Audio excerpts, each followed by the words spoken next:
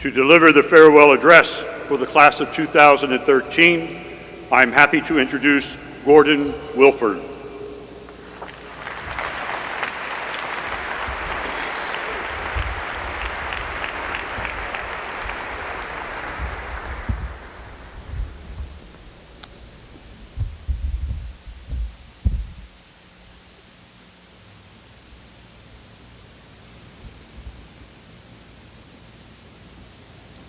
Good morning, my brothers, family, friends, faculty, honored guests. I am humbled to have been asked to give this farewell address and hope that it is worthy of this solemn event, one of joyous celebration and melancholy reflection on all we have to leave behind. During our time at DeMatha, we encountered many thinkers who wrestled with the same ideas we were wrestling with as young men.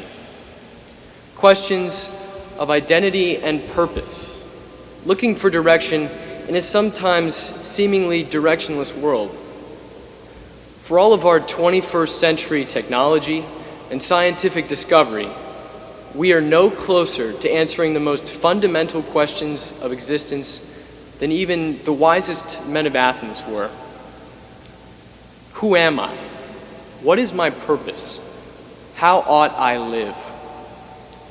Rather than face these tough questions, we tend to hide inside the world of our big screen TVs, watching reality shows or playing video games, all in the name of the American God of the 21st century, entertainment. We push the questions we should be asking aside in exchange for a quick fix of pleasure and enjoyment, saying, "That's not for me," or "That's lame." We shy away from humanity's greatest endeavor, exploration.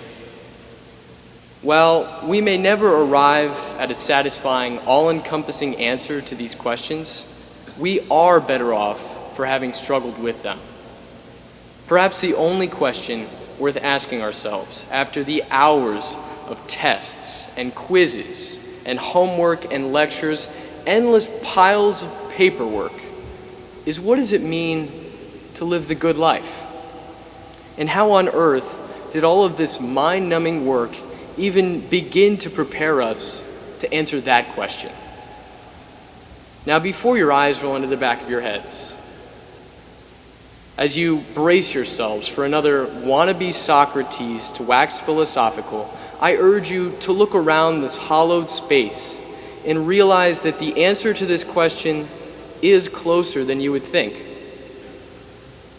Were you to have asked me as a middle schooler, what is the good life? My answer would have probably been something like, not being in school today? But over that time, the question and my subsequent response to it have evolved and continue to take on new meaning. Reflecting on our studies in Christian ethics, we remember that this question was first uttered from the mouth of Socrates at the hands of his scribe Plato, and later picked up by their pupil Aristotle, whose theory for achieving eudaimonia, or happiness, was espoused in his Nicomachean Ethics. For Aristotle, happiness and the good life isn't some distant abstraction, but rather lived out in the day-to-day. It is found in our attempts to be virtuous men, seeking out the golden mean between various excesses and deficiencies of character. Courage, temperance, magnanimity, and generosity. If we can master these, we're going to be more virtuous, kinder, and thus, in turn, happy.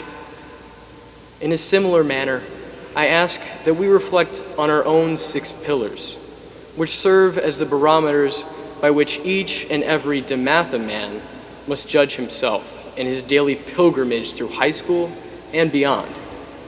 Faith, community, service, academics, the arts, and athletics. These are the pillars upon which our DeMatha education was founded. As DeMatha students, we were always trained to live the good life, even from our first days on campus, though we may never have realized it. On the soccer and football fields, inside the weight room, and in the pool, we were taught to be fit, honoring our bodies as much as our minds. In the orchestra hall, the art room, and theater, we learned to appreciate the finer qualities of aesthetics, nor overwhelmed consumers, but connoisseurs, appreciative of the fine and of the beautiful. In the classrooms, at the hands of our esteemed instructors, we were turned from the sheepish boys we once were into better, braver, more thoughtful men, scholars even. Giving our time to the service of others, we learned to put the needs of our fellow man before our own wants. As dedicated servants to the needy, we learned to be empathetic members of a greater community, the community of man. During the retreats and school-wide masses, most importantly, we learned to open our callous hearts to God's loving grace as men of faith. DeMatha has always worked to teach its students how to live well. As graduates, it's up to us to carry on that long-standing tradition of the pursuit of excellence.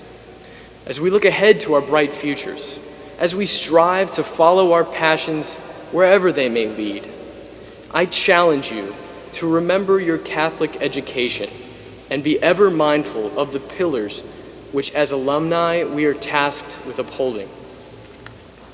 To live the good life, we must strive to increase the strength of our bodies as well as our minds, to become connoisseurs of life's beauty, appreciative of only the good and the noble. We must become scholars, undaunted by the tough questions, become passionate servants of the greater good, become brothers in our larger human community, and above all, we must become men of faith. Then we, as the class of 2013, may be said to have upheld the DeMatha tradition of nurturing gentlemen and scholars, to have become DeMatha men, and to have lived well. Thank you.